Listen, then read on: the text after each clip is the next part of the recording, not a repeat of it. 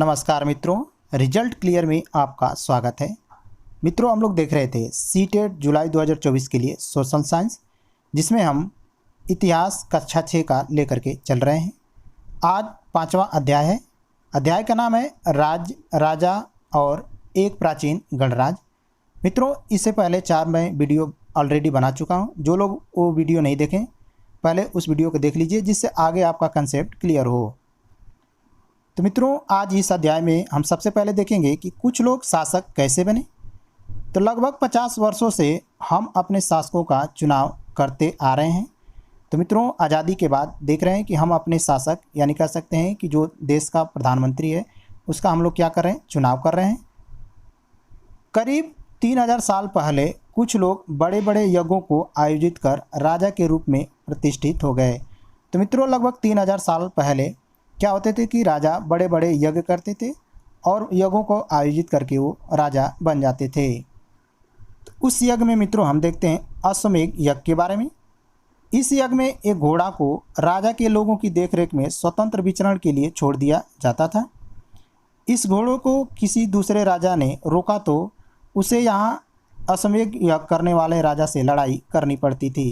कहने का मतलब यह है मित्रों कि जो राजा अश्वमेध यज्ञ करता था वह एक घोड़ा छोड़ता था और उसके साथ उस राजा के आदमी होते थे। यदि उस घोड़े को कोई दूसरा राजा पकड़ लेता था तो जो अश्वमेध यज्ञ करता था राजा, उसके साथ लड़ाई करनी पड़ती थी। अगर उन्होंने घोड़े को जाने दिया तो इसका मतलब यह होता था कि अश्वमेध यज्ञ करने वाला राजा उनसे ज़्यादा शक्तिशाली था। तो कहने का मतलब यह है मित्रों कि यदि उस घोड़े को दूसरा राजा नहीं पकड़ता है तो ये समझ लिया जाता था कि अश्वमेध यज्ञ करने वाला राजा उस राजा से अधिक शक्तिशाली है। इसके बाद उन राजाओं को यज्ञ में आमंत्रित किया जाता था। यह यज्ञ विशिष्ट पुरोहितों द्वारा संपन्न किया जाता था। इसके लिए उन्हें उपहारों से सम्मानित किया जाता था। अश्वमेध यज्ञ करने वाला राजा बहुत शक्तिशाली माना जाता था। यज्ञ में आमंत्रित सभी राजा उसके लिए उपहार लाते थे। तो मित्रों, जो राजा अश्वमेध करता था वो बहुत शक्तिशाली माना जाता था और जो भी यज्ञ में राजा आते थे उस राजा के लिए उपहार लाते थे। इन सभी आयोजनों में राजा का मुख्य स्थान होता था। उसे राज सिंहासन और बाघ की खाल के एक विशेष आसन पर बिठाया जाता था। तो मित्रों, उस राजा का एक मुख्य स्थान होता था जिसको राज सिंहासन या बाघ की खाल पर बैठाया जाता था। युद्ध क्षेत्र में राजा का सारथी उसका सहचर होता था। यज्ञ के अवसर पर वह राजा की विजयों तथा अन्य गुणों की गान करता था। तो युद्ध क्षेत्र में जो राजा का सारथी होता था मित्रों, वह उसका सहचर होता था। जब यज्ञ होता था तो यज्ञ के अवसर पर वह राजा की विजयों का गुणगान करता था। विष अथवा वैश्य जैसे सामान्य लोग राजा को उपहार लाते थे। जिन्हें पुरोहित शूद्र मानते थे उन्हें कई अनुष्ठानों में शामिल नहीं किया जाता था। तो मित्रों, ऐसा था कि जो शूद्र थे उनको कई अनुष्ठानों में शामिल नहीं किया जाता था। अब देखते हैं मित्रों वर्ण के बारे में। तो उस समय समाज को 4 वर्गों में बांटा गया था, जिसमें ब्राह्मण, क्षत्रिय, शूद्र और वैश्य थे। ब्राह्मणों का जो काम था अध्ययन और अध्यापन करना था और यज्ञ करना था, जिनके लिए उन्हें उपहार मिलता था। तो मित्रों, उस समय जो ब्राह्मण थे वो अध्ययन और अध्यापन कार्य करते थे और उसके साथ यज्ञ भी करते थे, जिसके लिए लोग क्या करते थे, उपहार देते थे। क्षत्रियों का काम युद्ध करना और लोगों की सुरक्षा करना था। वैश्यों का काम खेती, पशुपालन तथा व्यापार करना था। शूद्रों का काम अन्य तीनों वर्गों का सेवा करना था। अब देखते हैं मित्रों जनपद के बारे में। महायज्ञों को करने वाले राजा अब जन के राजा ना होकर के जनपदों के राजा माने जाने लगे। तो मित्रों, जो महायज्ञ कराते थे वे जो राजा थे अब जन के नहीं बल्कि जनपदों के राजा कहे जाने लगे। जनपद का शाब्दिक अर्थ जन की बसने की जगह होती थी। पुरातत्वविदों ने इन जनपदों की कई बस्तियों की खुदाई की, जिसमें दिल्ली में पुराना किला, उत्तर प्रदेश में मेरठ के पास हसिस्तिनापुर और एटा के पास अतरंजी खेड़ा इनमें से प्रमुख हैं। तो मित्रों, पुरातत्वविदों ने जो जनपदों की खुदाई की है उसमें दिल्ली का पुराना किला, उत्तर प्रदेश में मेरठ का हसिस्तिनापुर और एटा के पास अतरंजी खेड़ा प्रमुख हैं। खुदाई से प्राप्त चला है कि लोग झोपड़ियों में रहते थे और मवेशियों तथा अन्य जानवरों को पालते थे। वे चावल, गेहूं, धान, जौ, दालें, गन्ना, तिल तथा सरसों जैसे फसलें उगाते थे। अब देखते हैं मित्रों चित्रित धूसर पात्र के बारे में। इस तरह के पात्रों में ज़्यादातर थालियाँ और कटोरियाँ मिली हैं। ये पात्र बहुत ही पतली सतह के, सुंदर और चिकने हैं। शायद इनका प्रयोग खास मौके पर महत्वपूर्ण लोगों को भोजन परोसने के लिए किया जाता था। इन बर्तनों पर चित्रकारी की गई है। ये आमतौर पर सरल रेखाओं तथा ज्यामितीय आकृतियों के रूप में हैं। अब देखते हैं मित्रों महाजनपदों के बारे में।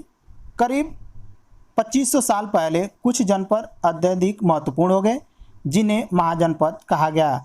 तो मित्रों 2500 साल पहले जो कुछ जनपद थे वो अत्यधिक महत्वपूर्ण हो गए, जिसे महाजनपद कहा गया। अधिकतर महाजनपदों की राजधानी एक थी। कई राजधानियों में किलेबंदी की गई थी, अर्थात इनके चारों ओर लकड़ी, ईंट या पत्थर की ऊंची दीवारें बनाई गई थी। ऐसा लगता है कि लोगों ने अन्य राजाओं के आक्रमण के डर कर अपनी सुरक्षा के लिए इन किलों का निर्माण किया था। तो मित्रों जो भी राजधानियाँ थी वो किलेबंदी की गई थी और इनके चारों ओर लकड़ी, ईंट या पत्थरों की ऊंची ऊंची दीवारें बनाई गई थी। ऐसा माना जाता था कि अन्य राजाओं के आक्रमण के डर से वे अपनी सुरक्षा के लिए इन किलों का निर्माण किया करते थे। कुछ राजा अपने राजधानी के चारों ओर विशाल, ऊंची और प्रभावशाली दीवार खड़ी कर अपनी समृद्धि और शक्ति का प्रदर्शन भी करते थे। इस तरह से किले के अंदर रहने वाले लोगों और उस क्षेत्र पर नियंत्रण रखना भी सरल हो गया।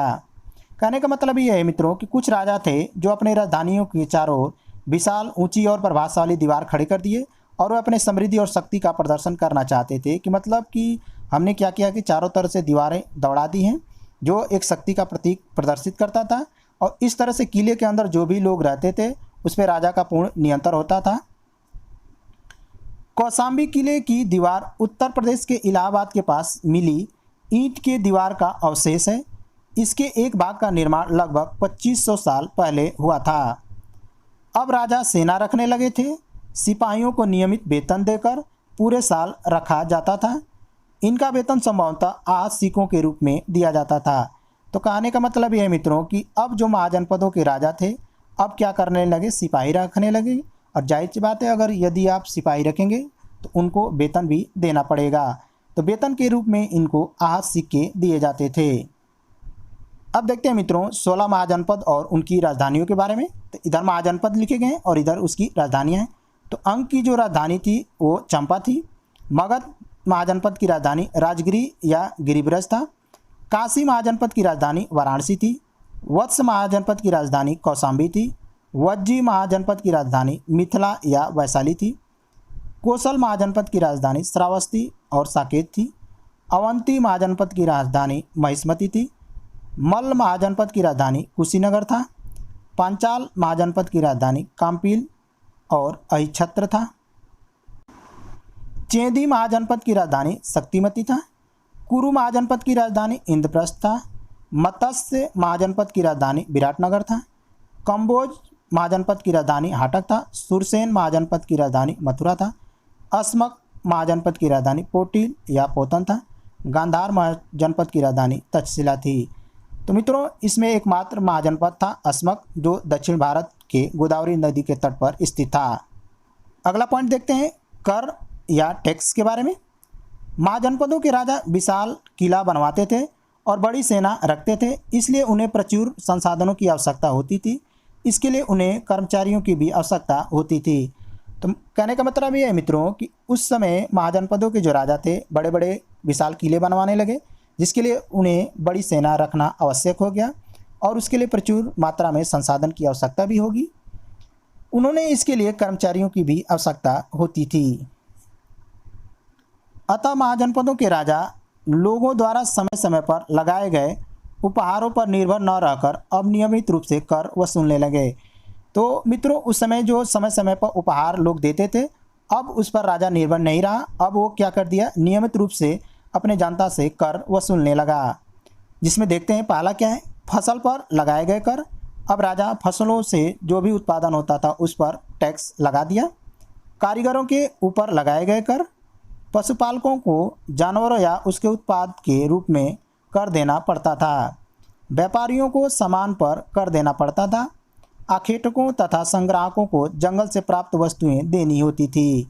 तो इस तरह से मित्रों राजा के आय में क्या हो गई, वृद्धि होने लगी। पॉइंट है मित्रों कृषि में परिवर्तन। इस युग में कृषि के क्षेत्र में दो बड़े परिवर्तन आए। पहला है हल के फाल अब लोहे के बनने लगे। अब कठोर जमीन को लकड़ी के फाल की तुलना में लोहे के फाल से आसानी से जोता जा सकता था। इससे फसलों की उपज बढ़ गई। तो मित्रों जो पहले हल बने होते थे वो लकड़ी के बने हुए थे, लेकिन इस महाजनपद काल में हल के फाल अब लोहे के बनने लगे, जिससे कठोर जमीन को लकड़ी के फाल की तुलना में लोहे के फाल से आसानी जोता जा सकता था।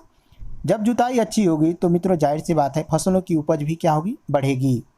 दूसरा पॉइंट ये था कि लोगों ने धान पौधों का रोपण शुरू किया, अर्थात खेतों में बीज छिड़क कर के धान उपजाने के बजाय धान की पौध तैयार कर उनका रोपण शुरू किया। तो कहने का मतलब ये है मित्रों कि लोग अब धान की रोपाई शुरू कर दिए। पहले क्या था कि खेतों में धान की बीज छिड़क देते थे, जिससे धान अधिक उत्पादन नहीं होता था। अब धान को क्या करते थे, रोपते थे, जिससे पैदावार भी बढ़ने लगी और ये जो पौधे थे वो ज़्यादा दिनों तक भी जीवित रहने लगे, इसलिए पैदावार में क्या हो गई, वृद्धि होने लगी। मगध महाजनपद के बारे में लगभग 200 सालों के भीतर मगध सबसे महत्वपूर्ण जनपद बन गया था। गंगा और सोन जैसी नदियां मगध से होकर बहती थी। ये नदियां यातायात, जल वितरण और ज़मीन को उपजाऊ बनाने के लिए बहुत महत्वपूर्ण थी। तो कहने का मतलब यह है मित्रों कि गंगा और सोन नदियों के किनारे मगध महाजनपद बसा हुआ था। ये नदियां यातायात, जल वितरण और ज़मीन को उपजाऊ बनाती थी। मगध का एक हिस्सा जंगलों से भरा था। इन जंगलों में रहने वाले हाथियों को पकड़कर और उन्हें प्रशिक्षित कर सेना के काम में लाया जाता था।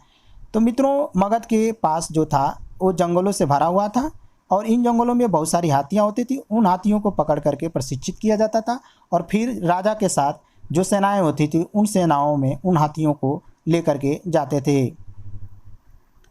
जंगलों से घर, गाड़ियां तथा रथ बनाने के लिए लकड़ी मिलती थी। इसके अलावा इस क्षेत्र में लौह अयस्क की खदानें हैं, मजबूत औजार और हथियार बनाने के लिए बहुत उपयोगी थी। मगध में दो बहुत ही शक्तिशाली शासक बिंबिसार और अजातशत्रु हुए। अन्य जनपदों को जीतने के लिए ये हर संभव साधन अपनाते थे। नंद वंश के शासक महापद्म नंद एक और महत्वपूर्ण शासक थे। उन्होंने अपने नियंत्रण का क्षेत्र इस उपमहाद्वीप के उत्तर पश्चिम भाग तक फैला लिया था। बिहार में राजगिरी, जो वर्तमान में राजगीर के नाम से जाना जाता है, कई सालों तक मगध की राजधानी बनी रही। बाद में पाटलिपुत्र अर्थात पटना को राजधानी बनाया गया। 2300 साल पहले मैसिडोनिया का राजा सिकंदर विश्व विजय करना चाहता था। पूरी तरह से सफल न होने पर भी वह मिस्र और पश्चिमी एशिया के कुछ राज्यों को जीतता हुआ भारतीय उपमहाद्वीप में ब्यास नदी के किनारे तक पहुंच गया था। मित्रों यह लाइन ध्यान में रखेंगे, यहाँ से सीटेट ने कई बार प्रश्न पूछा है। जब उसने मगध की ओर कूच करना चाहा तो उसके सिपाहियों ने इनकार कर दिया। वे इस बात से भयभीत थे कि भारत के शासकों के पास पैदल, रथ और हाथियों की बहुत बड़ी सेना थी। अब देखते हैं मित्रों वज्जी संघ के बारे में। मगध के नज़दीक ही वज्जी था, जिसकी राजधानी वैशाली थी। यहाँ एक अलग किस्म की शासन व्यवस्था थी जिसे गण या संघ कहते थे। गण या संघ में कई शासक होते थे और इसमें से प्रत्येक व्यक्ति राजा कहलाता था। तो मित्रों जो वज्जी था वो मगध के पास ही था और इसकी राजधानी वैशाली थी। इस वज्जी में एक अलग ही शासन व्यवस्था चल रही थी जिसे गण या संघ कहते थे। गण या संघ में कई शासक होते थे और इसमें से प्रत्येक व्यक्ति को राजा माना जाता था। ये सभी राजा विभिन्न अनुष्ठानों को एक साथ संपन्न करते थे। सभाओं में बैठकर ये बातचीत, बहस और वाद विवाद के जरिए तय करते थे कि क्या करना है। शत्रुओं के आक्रमण से निपटने के लिए वे मिलकर चर्चाएं करते थे। स्त्रियां, दास तथा कमकार इन सभाओं में हिस्सा नहीं ले सकते थे। तो मित्रों ध्यान में रखेंगे कि ये क्या थे, संगठन में थे और संगठित होकर के सभाओं में बैठकर बातचीत, बहस और वाद विवाद करते थे और शत्रुओं के आक्रमण से निपटने के लिए ये चर्चाएं करते थे। लेकिन इन सभाओं में स्त्रियां, दास तथा कमकार को हिस्सा नहीं लेने दे सकते थे। कई शक्तिशाली राजा इन संघों को जीतना चाहते थे। इसके बावजूद उनके राज्य अब से लगभग 1500 साल पहले तक चलता रहा। इसके बाद गुप्त शासकों ने गण और संघ पर विजय प्राप्त कर उन्हें अपने राज्य में शामिल कर लिया। अगला पॉइंट देखते हैं वज्जी और अजातशत्रु के बारे में। वज्जी संघ का यह वर्णन दीर्घ निकाय से लिया गया है। दीर्घ निकाय एक प्रसिद्ध बौद्ध ग्रंथ है जिसमें बुद्ध के कई व्याख्यान दिए गए हैं। इन्हें करीब 2300 साल पहले लिखा गया था। तो मित्रों, वज्जी संघ का वर्णन दीर्घ निकाय में किया गया है। दीर्घ निकाय एक बौद्ध ग्रंथ है और इसी दीर्घ निकाय में महात्मा बुद्ध ने अपना व्याख्यान दिया है। दीर्घ निकाय लगभग 2300 साल पहले लिखा गया था। अजातशत्रु वज्जी संघ पर आक्रमण करना चाहते थे। उन्होंने अपने मंत्री वत्सकार को बुद्ध के पास सलाह के लिए भेजा। बुद्ध ने पूछा, क्या वज्जी सभाएं नियमित रूप से होती हैं तथा उनमें सभी सदस्य उपस्थित होते हैं? तब उन्हें पता चला कि ऐसा होता है। तो उन्होंने कहा कि वज्जीवासी तब तक उन्नत करते रहेंगे जब तक। तो कहने का मतलब यह है कि मित्रों, वत्सकार महात्मा बुद्ध के पास जाता है तो महात्मा बुद्ध उनसे पूछते हैं कि क्या वज्जी संघ की सभाएं नियमित रूप से होती हैं? तो वत्सकार ने कहा कि हाँ। तो महात्मा बुद्ध ने कहा कि वज्जी संघ तब तक उन्नत करता रहेगा जब तक कि वे पूर्ण और नियमित सभाएं करते रहेंगे, आपस में मिलजुल कर काम करते रहेंगे, पारंपरिक नियमों का पालन करते रहेंगे, बड़ों का सम्मान समर्थन और उनकी बातों पर ध्यान देते रहेंगे, वज्जी महिलाओं के साथ जोर जबरदस्ती नहीं करेंगे और उन्हें बंधक नहीं बनाएंगे, शहरों तथा गांवों में चैत्यों का रखरखाव करेंगे, विभिन्न मतावलंबी संतों का सम्मान करेंगे और उनके आने और जाने पर कोई रोक नहीं लगाएंगे। तब तक वज्जी संघ का उन्नत होता रहेगा। तो इस तरह से महात्मा बुद्ध ने वत्सकार को ये बातें बताई। तो मित्रों, ये था कक्षा 6 का इतिहास। मिलते हैं अगले वीडियो में, तब तक के लिए नमस्कार।